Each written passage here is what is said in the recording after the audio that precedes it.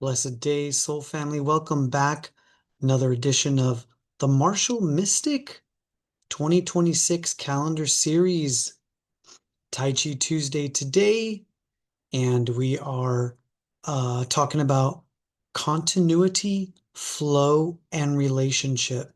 We'll be talking about the integration of differentiated parts.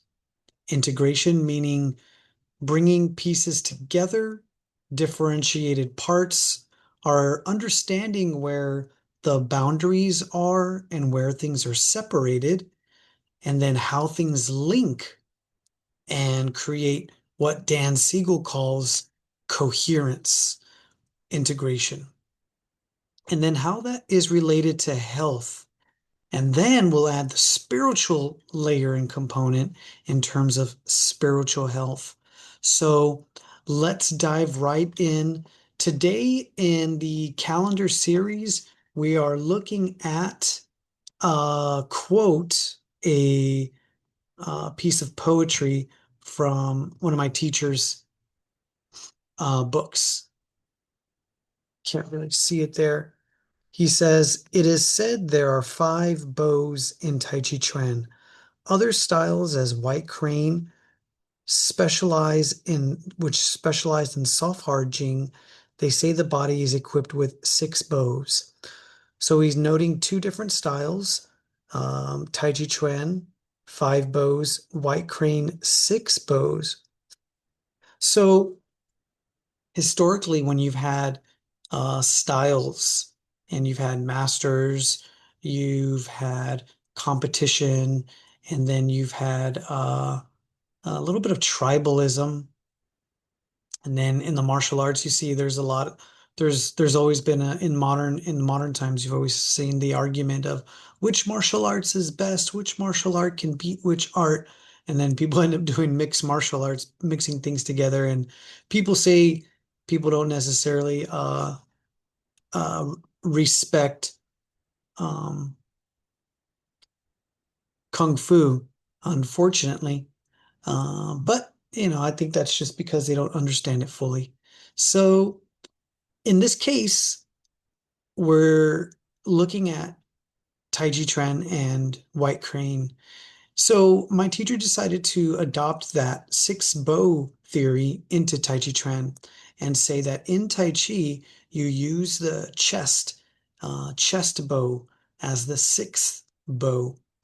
And what we'll do is we'll look at some movements, but also what's important is what's at the center.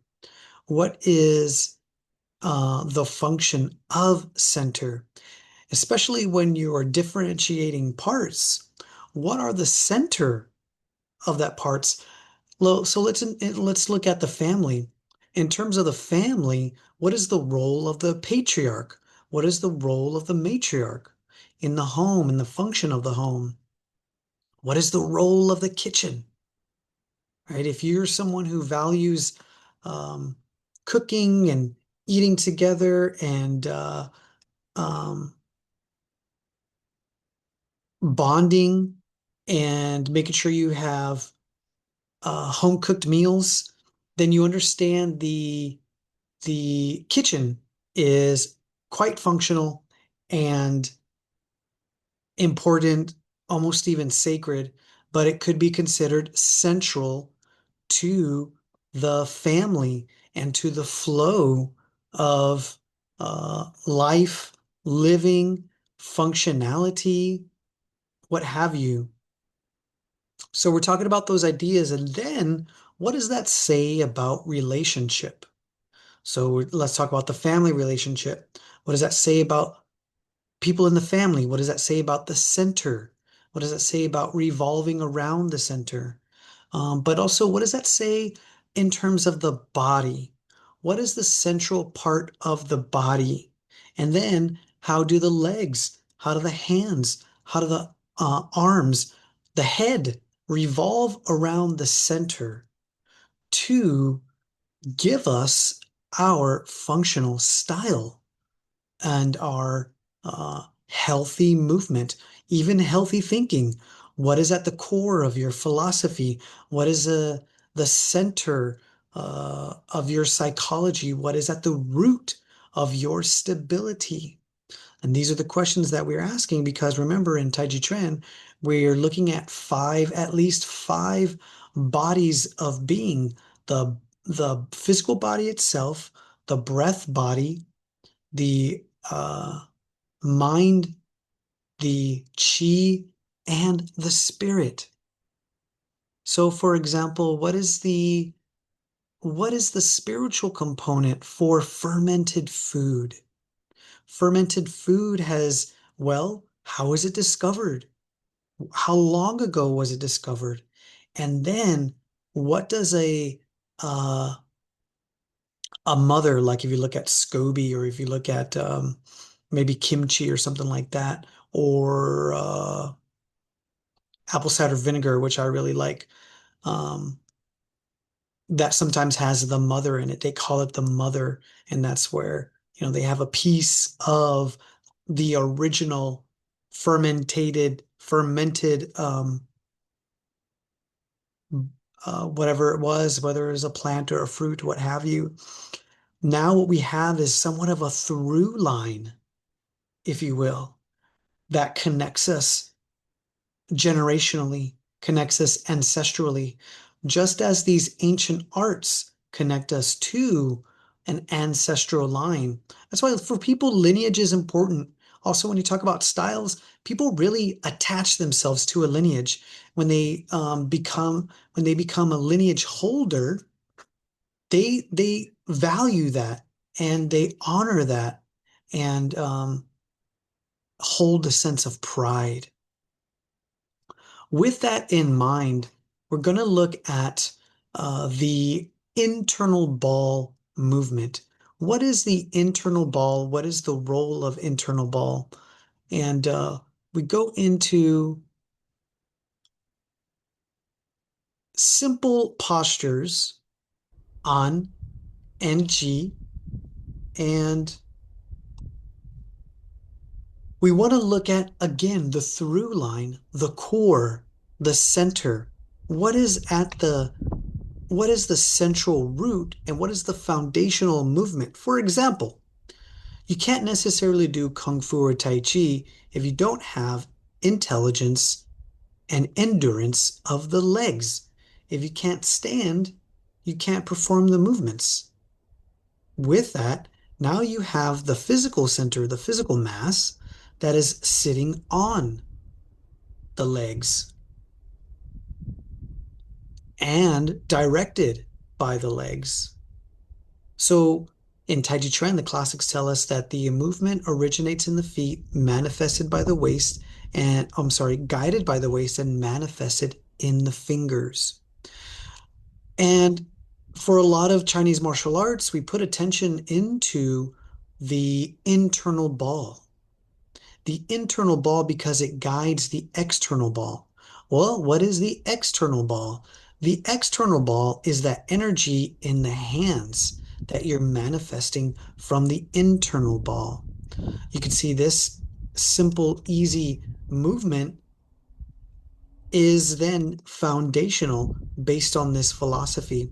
And you can see with the movement of the torso and the movement of the hands, the connection. If I show you this image, I'm curious to know if the video rings more true to you. So it's this image here.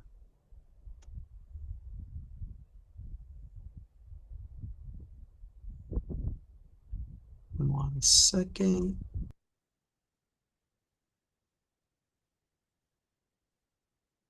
So this image here can give us another um, image, an idea of the internal ball, how it manifests to the external ball. I overlaid the Fibonacci spiral here, which kind of helps to draw the line, the through line, remember, and show the continuity and the connection of the internal ball. All you have to do is just now imagine the arms from the shoulder connecting with the external yin-yang there. And so now if we take a look at this movement again,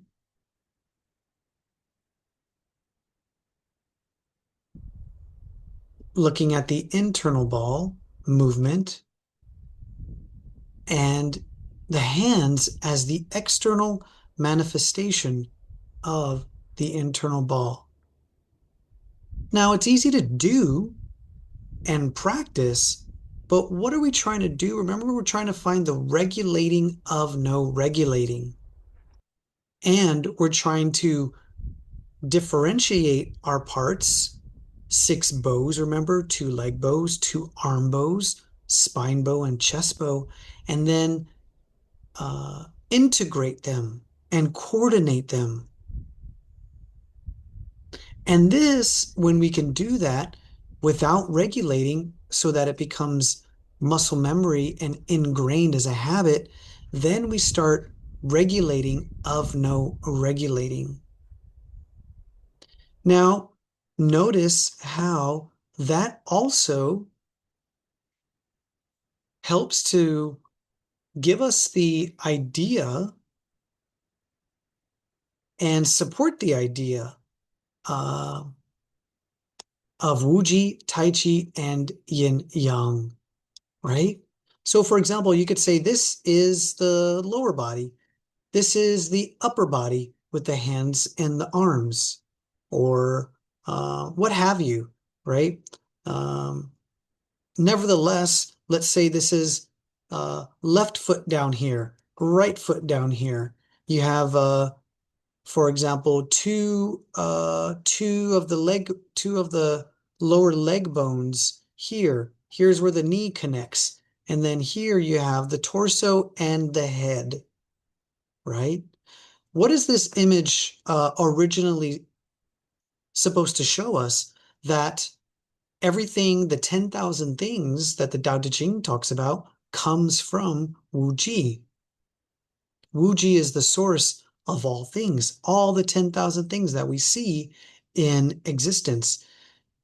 And remember, humans are also representative and representing the microcosm, the small universe.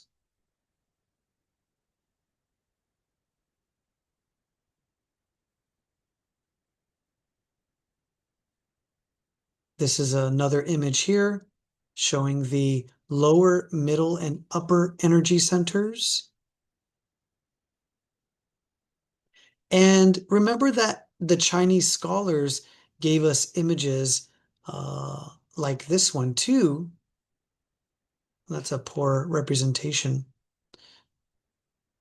But we have all of these images that help us understand the micro and the macro. So now what that does is bring us to the one of the ultimate micros. And we're talking about the extracellular matrix. Have you heard of the extracellular matrix? So we'll watch this little video here, which I thought was pretty good in explaining what the extracellular matrix is.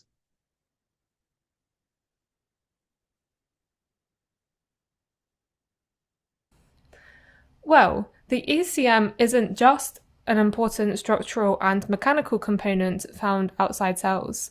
There are in fact 3 other main features of the ECM. It is really important for cellular communication, with the cells being bound by the ECM components. It is also a dynamic structure. It is not like a staircase in a house that stays fixed in position. It is also moving.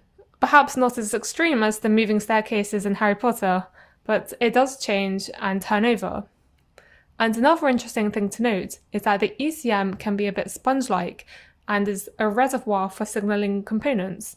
Notably, a very important signaling molecule called TGF-beta can be bound by ECM components.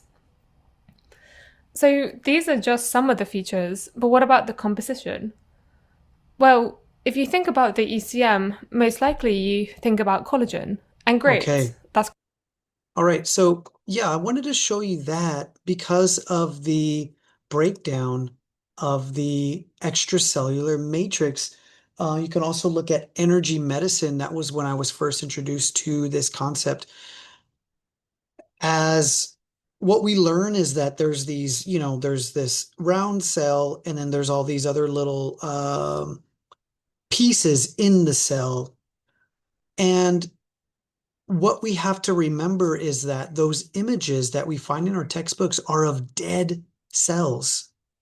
And so a lot of researchers have pointed out that it doesn't look the same when it's alive. And in fact, things are more malleable and things are interrelated and interconnected in a way that's hard to fathom. However, it's important to try to get a grasp on it. So, for example, with the extracellular matrix, in this case, we do have and we do see boundaries. However, how malleable, how permeable are those boundaries? How easily do they break down? But interestingly, what is the function of those boundaries? They're not necessarily to keep things out or keep things away or keep things at bay, but possibly for support, uh, temporarily supporting communication and reservoir of information. So think about the center of gravity. Why are we told to move that we need to move from the waist? Why do we need to move from the waist? Well, if we move from the waist, we have more of a chance of integrating the separate parts.